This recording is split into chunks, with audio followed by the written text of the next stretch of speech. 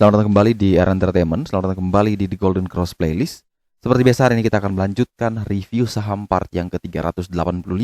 Namun sebelumnya bagi teman-teman yang mungkin belum subscribe channel YouTube ini, sekali lagi jangan lupa tekan tombol subscribe, nyalakan lonceng notifikasinya agar teman-teman tidak pernah ketinggalan informasi-informasi terbaru dari channel ini.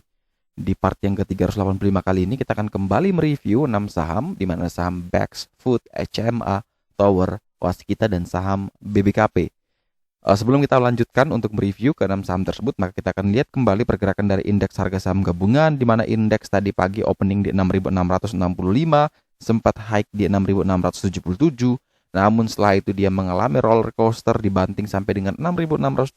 Setelah itu dia ditarik menjelang penutupan sesi 2 hari ini di 6.655 atau hanya minus 0,04%, tipis minusnya. Dia sepertinya menolak untuk turun.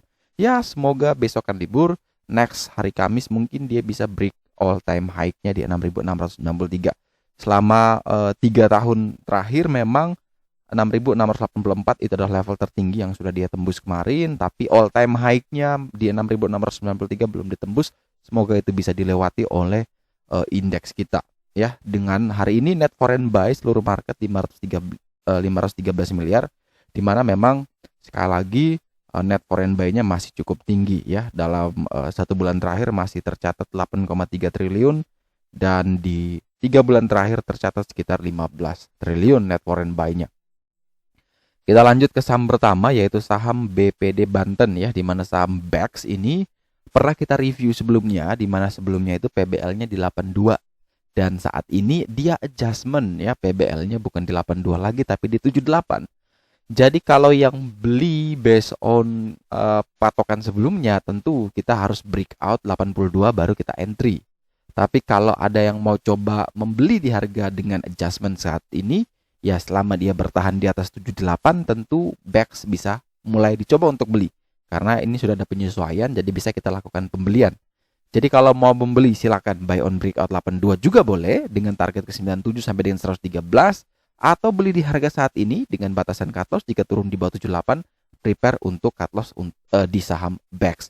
Sentimen dari Bex sendiri memang cukup banyak sekali. Apakah ini sentimen yang benar-benar sentimen positif atau hanya sebagai sentimen untuk sell ya, sell on rumor gitu ya, buy on bad news, sell on good news, itu bisa berlaku di saham Bex atau tidak. Nah, kita tidak tahu.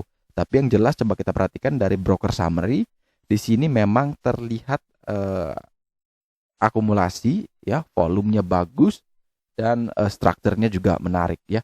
Jadi kalau bisa breakout 82 coba buy, kalau dia turun lagi juga selama masih bertahan di atas 78 juga bisa dipertimbangkan untuk ambil. Turun di bawah 78 wajib cut loss, kalau memang bisa tembus 82 ya next target ke 97 sampai dengan 113. Ini juga ada isu katanya Alibaba yang mau masuk ya. Sudah siap dana untuk mengikuti reg isunya. Kemudian ada juga PT apa ya kalau tidak salah kemarin, MKA ya. Itu juga sama Reliance juga ingin ikut ambil dalam reg isu dari Bex. Ya, kita tidak tahu apakah ini bisa menjadi the next BPD yang sudah pernah listing saat ini, BJBR, BCTM. Entah bisa apa tidak kita tidak tahu, karena Bex sendiri itu penuh dengan intrik ya. Mulai dari bagaimana dia dari Bank Pundi, kemudian berubah menjadi Bank BPD Banten, itu sudah banyak sekali perjalanan kisah. Teman-teman bisa nonton kembali bagaimana Bex ini bisa akhirnya survive di 81, bahkan sempat naik lebih tinggi dari itu, padahal sebelumnya dia tidur cukup lama sekali ya. Cukup lama sekali di harga 50. Dan sekarang sentimennya begitu bagus. Apakah ini mampu membuat dia bisa terbang ke langit ke-7? Tidak ada yang tahu. Jadi tetap do your own research, tetap disiplin dengan trading plan, dan selalu gunakan money management. Berikutnya kita punya saham Sentra Food Indonesia dan kode emiten Food, di mana saham ini naik 4,21%, sempat juga ke 104 hari ini. Dan saham Food sendiri memang seperti yang mungkin teman-teman sudah lihat juga di video-video sebelumnya, bahwa memang dia selalu bermain di level-level dekat PBL ya. Saat ini PBL di 92, next target 117, indikator menunjukkan dia berada dalam medium risk. Kalau memang Food bisa kasih kesempatan kita untuk ambil, dalam artian kalau dia koreksi dulu dan koreksi itu bisa mampu bertahan di atas 92, maka bisa kita entry buy di atas di level tersebut. Jadi 92 sampai dengan 94 mungkin bisa menjadi range buy yang menarik. Cut loss kurang lebih di 90, 89. Target kenaikan ke 117 sampai dengan 132. Kemudian kalau kita perhatikan dari sisi broker summary, memang terlihat ini bagus sekali. Dari volume dan structure ini menarik ya, menarik sekali untuk kita amati ya. Jadi kalau memang teman-teman tidak dapat di range tadi 92 sampai dengan 94, maka di sini teman-teman silakan buy on breakout ketika melewati 100. Ketika breakout 100 silakan buy, next target 104, 117 sampai dengan 132. Selanjutnya kita ada saham SCMA. Ini mungkin juga pernah kita bahas, Surya Citra Media. Saat ini, ya ini kita ngomong saat ini, SCMA memiliki PBL di 1925. Tadi pagi dia sempat ke 1890. Namun menjelang closing dia ditarik dan akhirnya bisa closing di atas PBL-nya di 1930. PBL 1925, artinya ini sangat menarik sekali menggunakan The Golden Cross ya. Jadi secara indikator The Golden Cross sudah menunjukkan bahwa ini menarik dengan low risk, daya belinya juga 100%. Ya, ini menunjukkan SCMA memiliki potensi upside besok ya.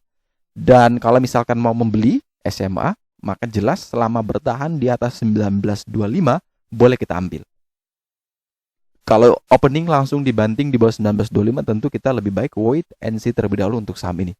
Kalau memang benar ketika kuat bertahan di 1925, kita ambil katakan 1925 sampai dengan 1935, ternyata dia malah turun, dibanting pula. Ya sudah, kita wajib cut loss di 1900 atau di bawah itu.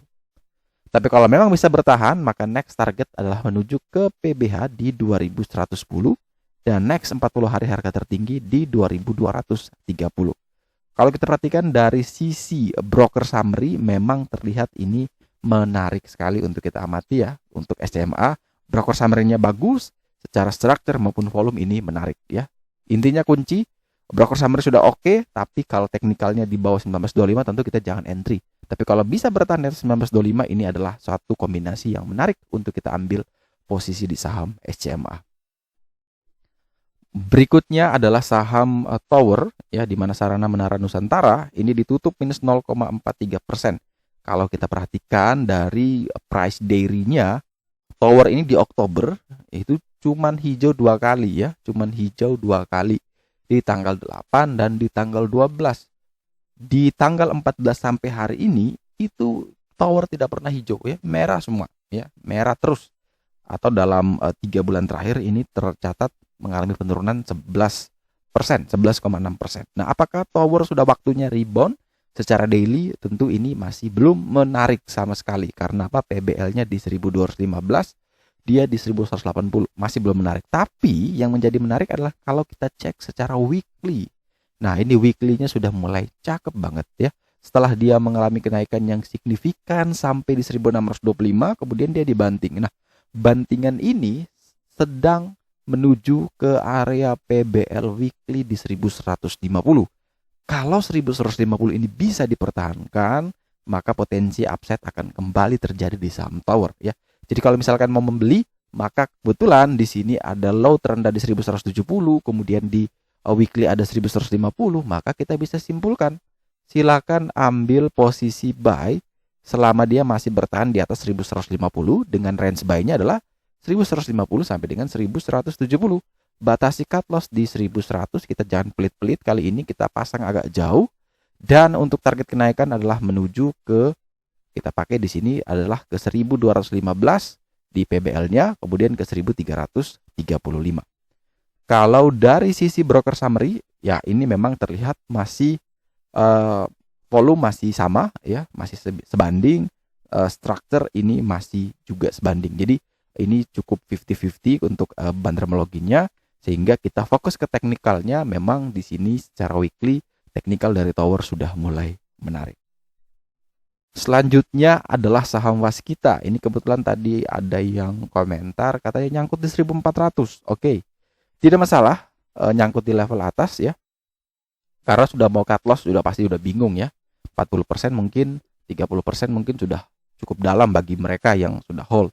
Dan balik lagi ya, saya selalu bertanya ketika ada yang bilang seperti itu, Reason to buy-nya apa? Ya selalu saya balikan pertanyaan, kenapa Anda mau membeli waskita? Itu jawab dulu.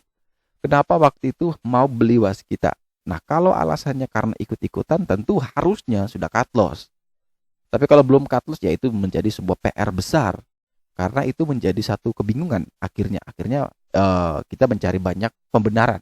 Ya, kita mencari pembenaran-pembenaran agar bisa meyakinkan apa yang sudah kita punya. Ya, kalau dalam psikologi atau mindset trading itu ada istilahnya. Kemudian kalau kita lihat dari technical dulu, di Golden Cross memang resisten terkuat dari waskita di 1040 ya, dengan harga tertinggi di 1065. Nah, selama dia tidak mampu melewati 1040, tentu potensi penurunan untuk waskita itu terbuka sangat lebar sekali. Bisa dia ke middle trend line di 917, bisa juga dia ke PBL di 815. Nah, untuk yang mungkin punya saham waskita yang di harga tinggi, apalagi lebih direkomendasikan kalau memang sudah terlanjur tinggi, tidak mau cut loss, maka ada right issue nantinya ya di bulan Desember. Silakan ikuti itu karena harga right issue-nya pelaksanaan kalau tidak salah di 487 ya. Kalau misalkan ditembus, itu kemungkinan kalau misalkan yang punya di 1400, mungkin ya, ini mungkin nih, kalau ditembus semua mungkin average-nya bisa turun sampai di 700 atau 600. Tapi balik lagi ya, kita harus hitung teoritis dari waskita nantinya. Jadi apakah harga teoritis itu bisa mampu membuat kita langsung profit apa tidak? Kalau misalkan average kita lebih rendah dari harga teoritis market, tentu kita pasti profit dong. Tapi kalau sebaliknya ya tentu kita pasti kembali loss, walaupun loss itu tidak sebesar loss sebelumnya ya. Karena average-nya pasti turun jauh, dan itu kita belajar dari beberapa pengalaman nih. Contohnya BBRI, setelah right issue ternyata harga saham malah kembali lagi lebih tinggi. Contoh ada SAME, setelah right issue ternyata harga saham mendekati harga pelaksanaan right issue barunya. Jadi ini yang menjadi konsen kita nih, mana yang akan menarik, apakah bisa seperti BBRI atau bisa seperti SAME. Nah, itu tidak ada yang tahu. Hanya kalau mau average down, tentu kita pasti butuh dana yang lebih besar lagi, minimal 3-5 kali biar average kita tuh kerasa. Tapi apakah yakin ya, teman-teman yakin waskita masih bagus ke depan? Ya itu. Kalau yakin ya tentu semakin turun semakin bagus. Apalagi right issue bisa dapat di 487, tentu itu bisa menjadi pilihan yang menarik. Tapi kalau kita sendiri tidak tahu alasan kita membeli, tentu akan menjadi suatu kebingungan. Jadi kalau yang sudah punya di harga saham atas, ya rekomendasi kalau punya banyak duit silakan average down, memanfaatkan momentum right issue-nya. Karena saya yakin bahwa selama proses right issue tersebut, harga akan di maintenance di level tinggi ya, pasti berada di atas harga right issue agar semua orang bisa tebus. Persis seperti BBRI. Jadi harga di maintenance di 3.800, 3.900, namun setelah masanya selesai, XD right issue, sahamnya langsung dibanting mendekati harga pelaksanaan di 3.400. Jadi itu yang akan kemungkinan terjadi dalam skenario waskita. Sekali lagi, hal itu mungkin belum bisa dipastikan terjadi, tapi itu berdasarkan pengalaman, berdasarkan pengamatan yang sudah pernah kita lihat di emiten-emiten lainnya. Jadi kalau murni secara teknikal, di sini jelas selama belum mampu melewati 1040, waskita punya potensi penurunan itu terbuka lebar. Tapi kalau bisa melewati 1040, maka selamat ya, 1100, 1200 mungkin masih bisa akan tercapai atau dicapai.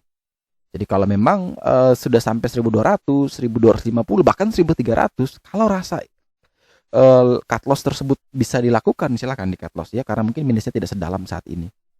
Tapi kalau mau di hold lagi ya itu kembali lagi kepada masing-masing. Tapi kalau kita perhatikan dari broker summary, jelas ini menarik, volume structure waskita masih menarik. Dan saham terakhir adalah saham Bank Bukopin, di mana saham Bank Bukopin ini ditutup minus 1,33% di harga 446, di mana PBH-nya di 450, resisten terkuatnya kemarin sempat tembus. Sayang sekali hari ini tidak mampu mempertahankan area tersebut, sehingga yang mungkin kemarin ada di grup juga sudah diinformasikan di 450 wajib cut loss dulu atau wajib trailing stop biar profit dijaga, dan nanti kita tunggu lagi momentum berikutnya. Ya, level PBL di 404 saya juga terus menanti di 404 ini tidak sampai-sampai juga. Dan kalau dia bisa turun ke sana, tentu itu menjadi potensi yang menarik, lebih rendah resikonya. Tapi kalau dia bisa melewati 450 kembali, ya silakan buy on breakout dengan next target ke 580. Jadi ada dua opsi nih. Ketika dia mampu naik lagi dari 450, silakan buy on breakout 450 452, next target ke 580. Batasi cut loss kurang lebih di 446 atau di 444. Tapi kalau ternyata belum mampu melewati 450, lebih baik kita sabar, wait and see, menunggu mungkin di range 404 sampai dengan 412, itu mungkin bisa menjadi pilihan yang lebih menarik. Kemudian dari broker summary, ini secara structure dan volume masih belum bagus untuk BBKP, maka potensi penurunan itu masih terbuka lebar di saham ini. Oke, sekian dulu review saham part yang ke-385 hari ini. Terima kasih banyak teman-teman yang telah setia menonton. Sekali lagi jangan lupa like, subscribe, dan share agar semua informasi yang dalam video ini dapat berguna, bermanfaat, dan tentunya bisa menjadi panduan trading di keesokan harinya. Sekali lagi terima kasih banyak. Sampai jumpa dan semoga membantu.